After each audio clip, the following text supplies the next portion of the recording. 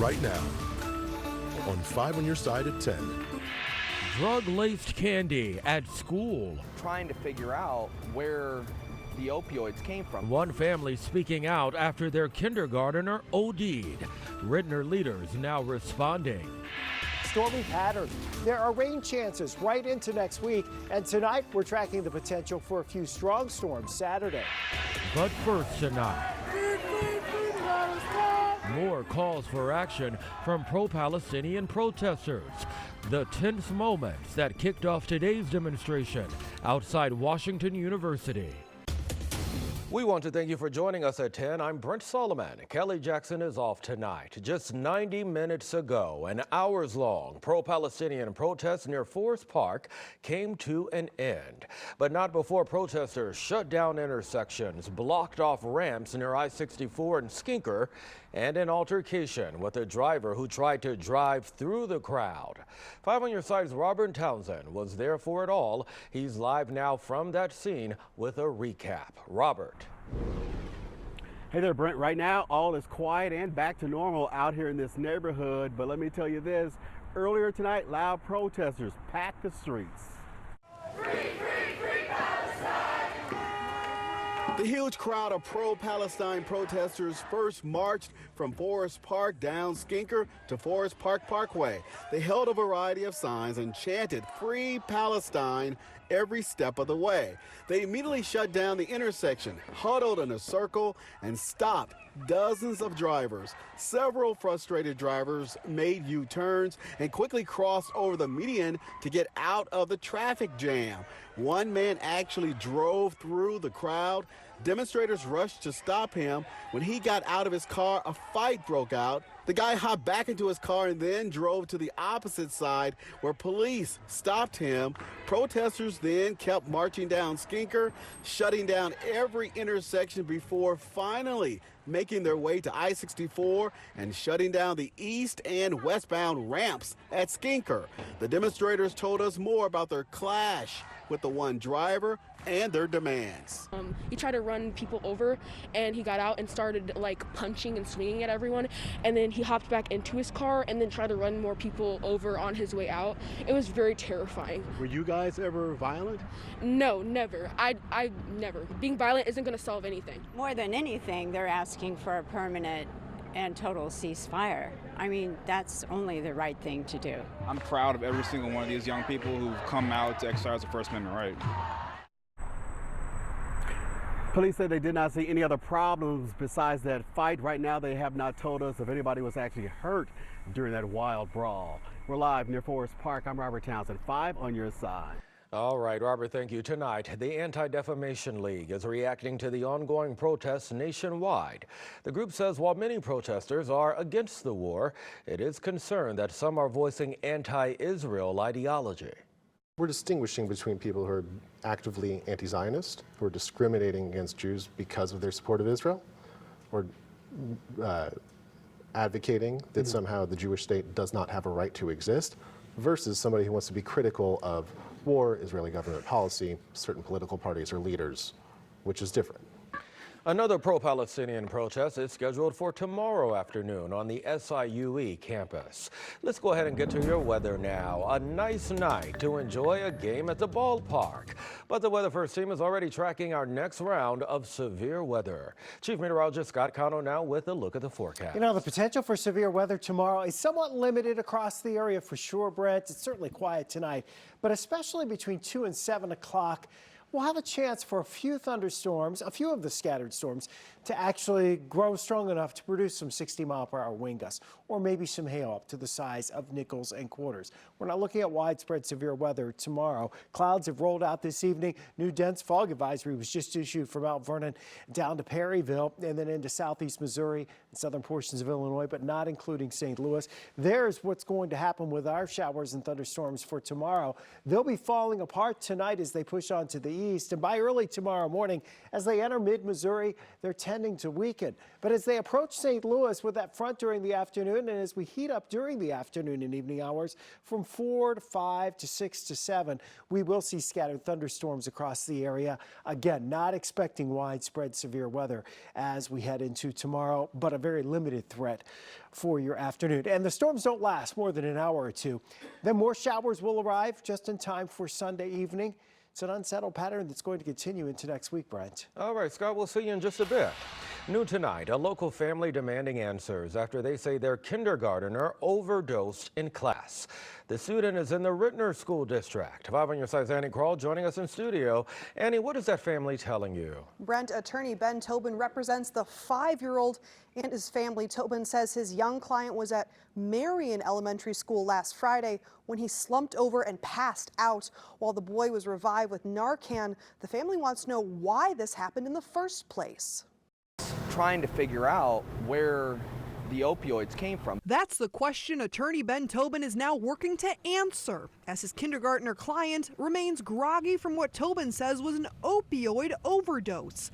A medical emergency at Marion Elementary School last Friday. When we asked the Rittner School District about the incident, they sent us this letter that went out to parents on the day it happened, saying, quote, recently we've had reports of elementary age students becoming sick after consuming unknown substances and items they believe to be candy, but they were possibly laced with unknown drugs. Tobin emphasizing that no opioids were in the child's house, his clients wanting to remain anonymous. We've seen the word candy used in the letter from the school. Was this something you were surprised to see when you were first contacted by the family? It was obviously given to him, or he obtained the opioid at school from somebody or somewhere. So whether it's, making sure the playground is free and clear of, sharp objects, as well as potential drugs or hazardous things to students. The letter also telling families that although the students became ill at the time, they have reportedly made a full recovery. Also pointing to concerns about a growing national trend of unknown substances being found at schools. Tobin sharing the boy hasn't gone back to school in a week and may not at all, depending on how safe his parents feel he is, along with his 2 other siblings at Marion. The district recommends parents talk with their children about not accepting any unknown substances at school. If they do come in contact with something they're worried about, they should tell a teacher or school administrator. They can also call the district's anonymous safe line 24/7 at 314-493-6205. Brent? Annie Krall reporting tonight. New tonight, the Missouri State Auditor expected to announce an important development in the ongoing audit of the St. Louis Circuit Attorney's Office. Scott Fitzpatrick's office first audited the Circuit Attorney in June of 2021 after the St. Louis Board of Aldermen requested a citywide audit. But Kim Gardner's administration blocked requests for documents. After her resignation last year, interim Circuit Attorney Gabe Gore has cooperated. Fitzpatrick will hold a news conference Monday afternoon. 5 on Your Side will have coverage on air, online, and on the 5 on Your Side app. Now to that massive show of support for a fallen Marine from St. Charles County. Sergeant Colin Arsalanbus died in a training exercise last month. Just hours ago, his remains arrived at Lambert Airport before traveling down I-70 to a funeral home in St. Charles. As 5 on Your Side's Megan Kernan reports, hundreds of people lined the highway to pay their respects. Hundreds of people gathered on this overpass as the remains of Sergeant Colin Arsalanbus were escorted from St. Louis Lambert Airport all the way to Bowie Cave Springs in St. Charles. We're out here to pay our respect and support the family of this fallen Marine. People lined up all along the route. They waved, honked, saluted and paused to thank the Marine for his service. It's emotional seeing so many people come together for someone we don't know and just respect his service. Amy Lampley's son is a Marine stationed in Camp Lejeune, the same place where Arsalanbus died after a parachute accident in April. This is their life, it's life and death, and there is a risk. So we all appreciate his service. I took my son out of school today to make sure he was here to be a part. Arsalanbus graduated from Fort Zumwalt West High School in 2019. The Honor Guard led his procession, filled with hundreds of vehicles. As a mother of a Marine, Lampley understands the risk that comes with serving our country. It keeps me up at night. I couldn't imagine. This Vietnam War veteran, Harold Anderson, knows firsthand about the sacrifice. He says it was tough hearing about Arsalanbus's accident. It's really sad. Accidents happen. It's unfortunate that it happened the way it did, but that's a risk that you take when you're in the military. In honor of Sergeant Arsalanbus, just like the Marine Corps motto goes, always faithful. Semper Fi, Marines, always faithful. Reporting in St. Charles County, Megan Kernan, 5 on your side.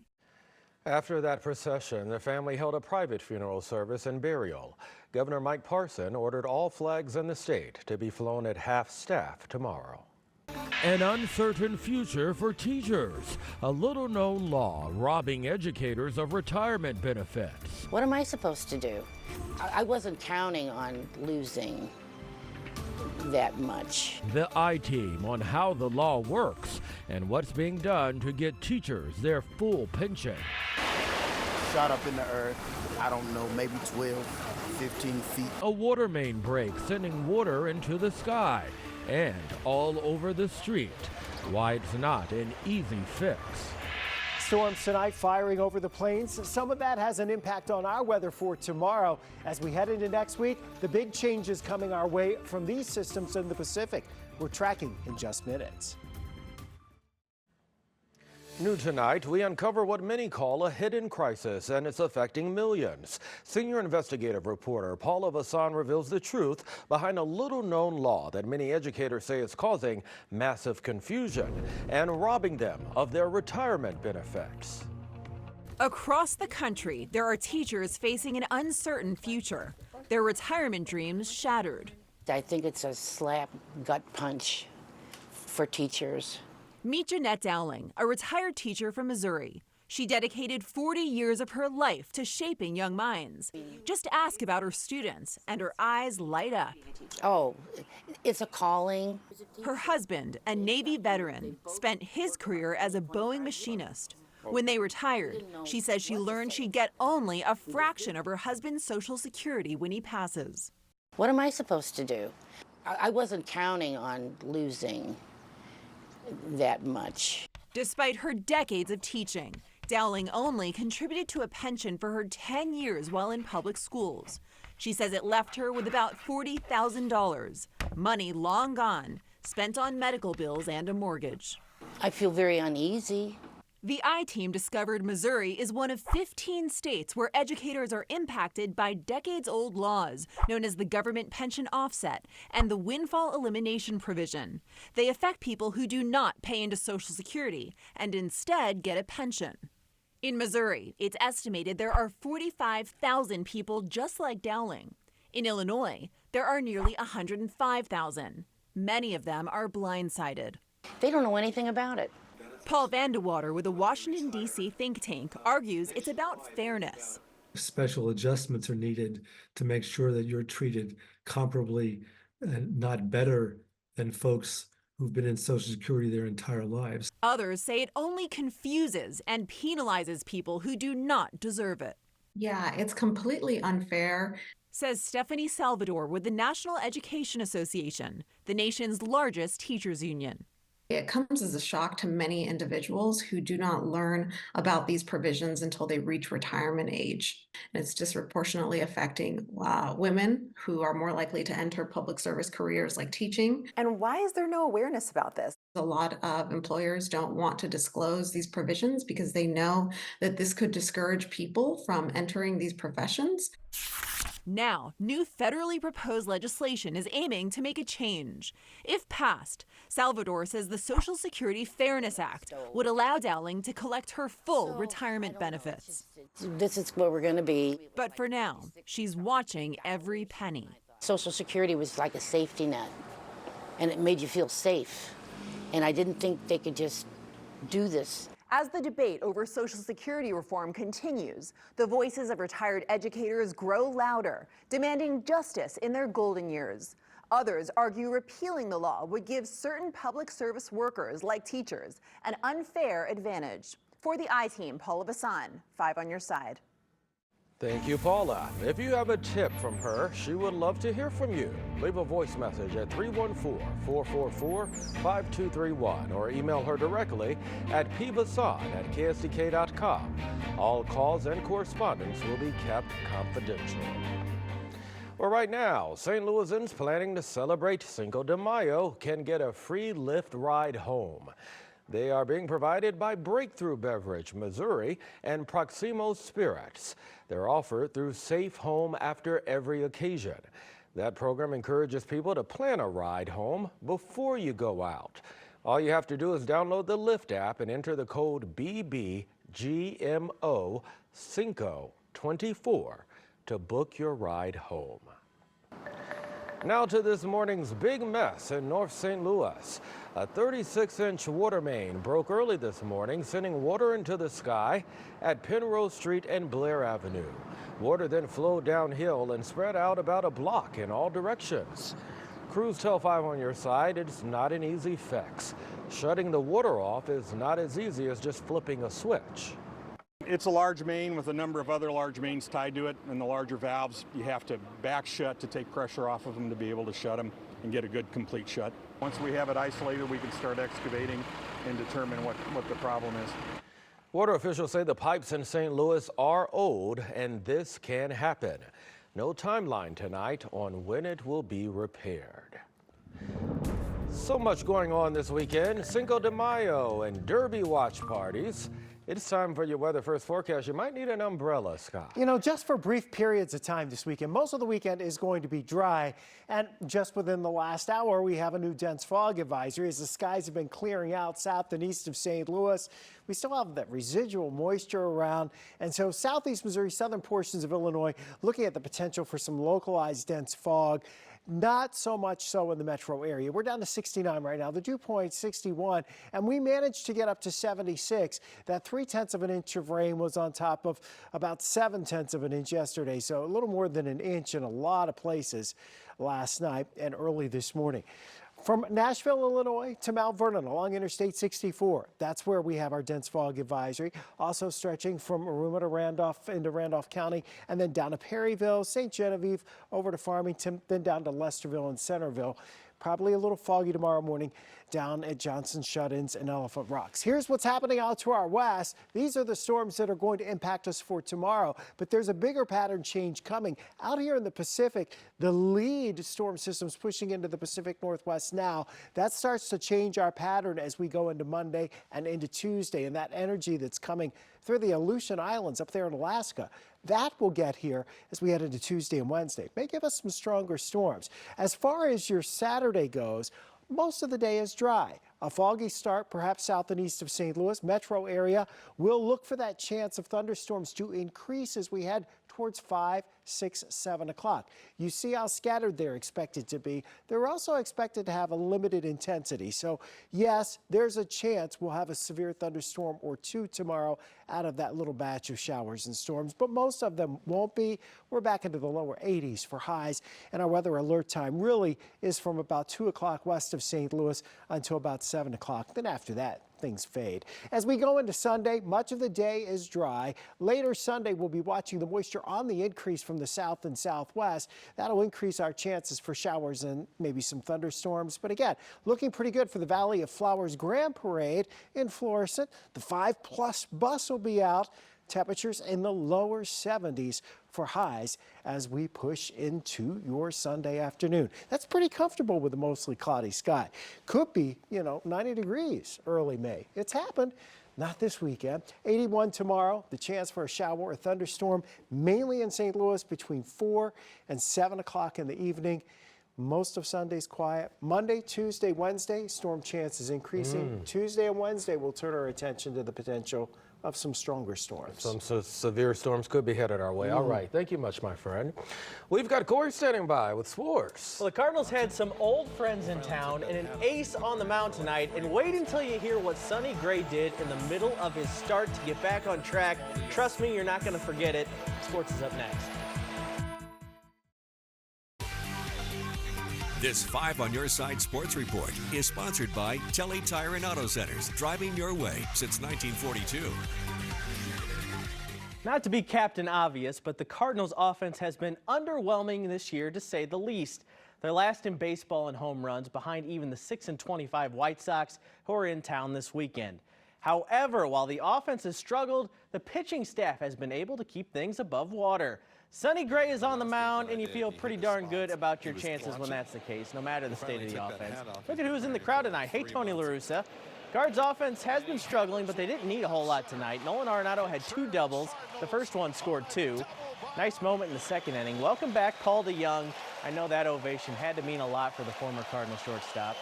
And that nice moment did end with a Sonny Gray K, though, one of many tonight. Gray was sensational again. 7 innings, 3 hits, no runs, 6 strikeouts. His ERA is now .89. He looks like the ace the Cards need him to be. Mason Wynn would get in on the defensive action. Dazzling play at shortstop. He guns it over, and a nice pick by Goldie at first. And then NL Reliever of the Month, Ryan Helsley, shuts the door for his MLB leading 11th save. Nolan Arenado drives in all the runs as the Cards win 3-0 over the White Sox. And it turns out Sonny Gray had an interesting way to reset during this game, too.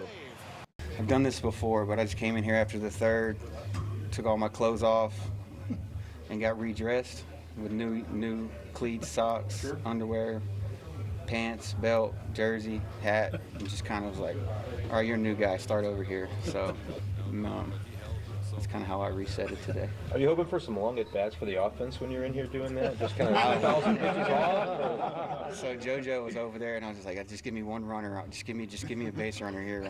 There's one out, and I don't have any clothes on, and I'm just kind of like, give me something here.